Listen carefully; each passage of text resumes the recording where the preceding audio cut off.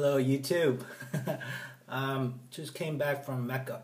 Um, not in Saudi Arabia, but those of you know that's my call sign for my parents' house.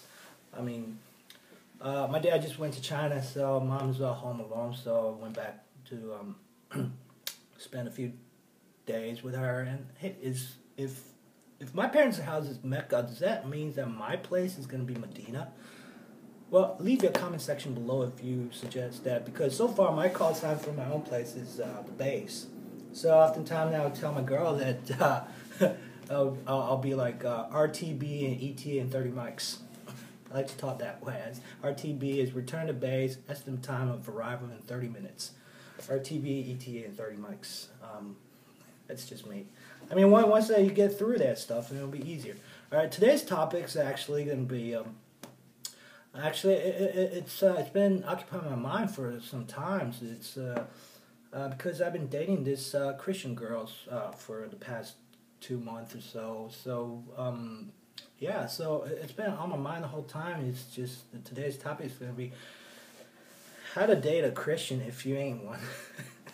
Because this thing's always come up. Because I used to do a lot of stuff with Human Resource Administration with the New York City, and I was advised that when you do interview with with these candidates, and topics to avoid is politics and religion, because after all, you just want to hire somebody as a worker bee. You don't want to know are they Democrats or Republicans, or they what kind of religious denomination they belong to. I mean, yeah. So I'll be very courteously avoid those topics while I was conducting an interview at work, of course.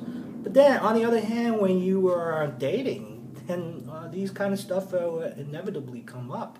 So this girl, she happened to be a Presbyterian denominations.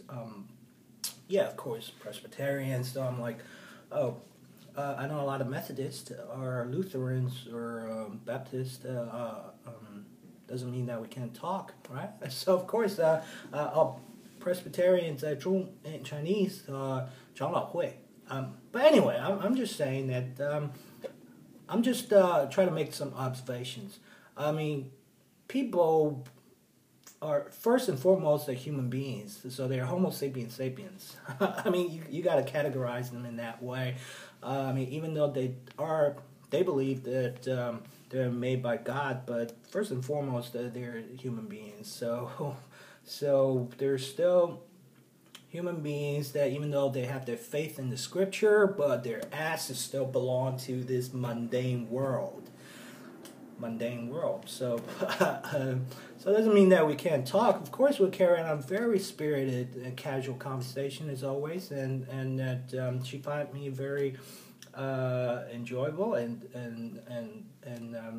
interesting person to carry on a conversation. A very educational, informative, and funny conversations here and there as always. Oh, by the way, it's actually that oftentimes I meet up with her after I got off work, and that and I'll be carrying this the whole time in my bag, because this is a desideratum for me at work, because a lot of my proceedings involved with these religious claims, so I might as well for myself be well versed in the scriptures, and because I'm like, hey, I am a Bible carrying, Bible quoting badass motherfuckers. Right? So every time I'm like, I'm more pious than you. I'm carrying this all the time. Oh, by the way, I'm currently reading the Gospel according to St. Mark's. And my favorites are the Ecclesiastics and the Proverbs.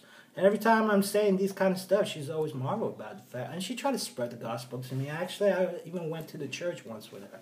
But that's just me. I mean, she can't force me to do anything. I mean, talking about scriptures, I'll be quoting more than her does. I mean, I'll be like, this is Proverbs 31, the last chapters, and I'll be like, hey, I drink vodka for breakfast. That's according to scripture. Proverbs 31, 6 and 7 says, give strong drink to him who is perishing, and wine to those who are bitter of heart. Let him drink and forget his poverty, and remember his misery no more. So this is really part of the Bible. So then every time I start quoting like this, and I'm like, yeah, though I walk through the valley of evil, I shall have no fear, because I am the meanest motherfucker in the valley. Every time I start to bring this kind of stuff up, and then she'll be just speechless about this whole thing. But generally speaking, it's all fine. I mean, we carry on a very genuine relationship at this point. I mean, she's such a kind person. She will often send me emails with large quantity of his Bible quotations. I don't like. I'm like, what? You start to moralizing with me again. Of course, over the times, actually, I bump into a lot of Christians, friends, schoolmates, classmates, and they all seem very genuine, to the point that you find like they're kind of blockheads in one way or the other, because I'll tell them that actually I'm not an atheist. I'll say I'm a theist, generally speaking, because in Chinese, people believe that you cannot be so arrogant and talk about that you're the only one, like the communists do. Yeah, they always say. And one thing I find very peculiar and interesting is that one of my classmates, who happened to be a communist cadre, and at the same time she's a covert Christian practitioner. So she's a very pious Christian. So in that respect, that I feel like you can believe whatever you want to believe. Actually, these days, my parents are becoming more and more pious in their Buddhist practices, and my parents, I felt like they're becoming more and more Buddhist. I mean, they're so pious in this respect. Maybe they're getting old or something, and they're very pious about this whole thing. So, of course, I bring this up to her, and then she's all fine. I mean, yeah. The bottom line is how to date a Christian is just to go along the line. But sometimes you need to pull their legs. Sometimes I'll be like, oh, so you do believe God made man and took out a rib and made the woman. So why are so many God made women such bitches? Things like that. And of course, then one of my favorite preoccupations is about evolutions, and once I bring this topic up, because I love to talk about evolutions, all these things like like these kind of stuff, like so God made these all wonderful creatures, and then they're gone, right? I mean, this is Diplodocus, I think. Anyway, and just once I raise these kind of scriptures, and then scriptures and and the evolutions, don't you think this is kind of like go toe to toe, like head to head, like it's totally incongruent? And so basically, all of them, including hers, basically is just gonna take out say that it's only a theory. It's only a theory. All right, so a theory as it is, I mean, we can categorize geographic classification of different time periods, and where the hell is the missing link of Australopithecus afarensis fit into this whole thing? Oh, they're like, so once in a while you need to pull their legs, and just honestly, you just want to tell them that, come on, look at yourself in the mirror. Do you think this is the image of God, or just evolution of monkey?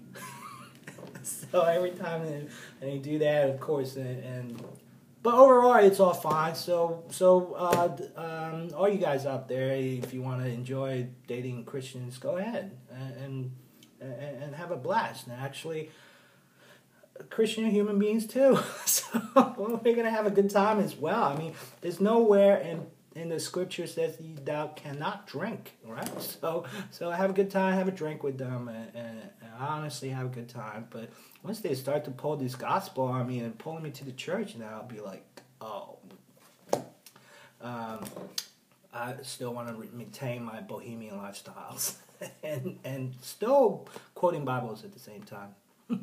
All right, so this is just some stuff that we share. All right, see you next time.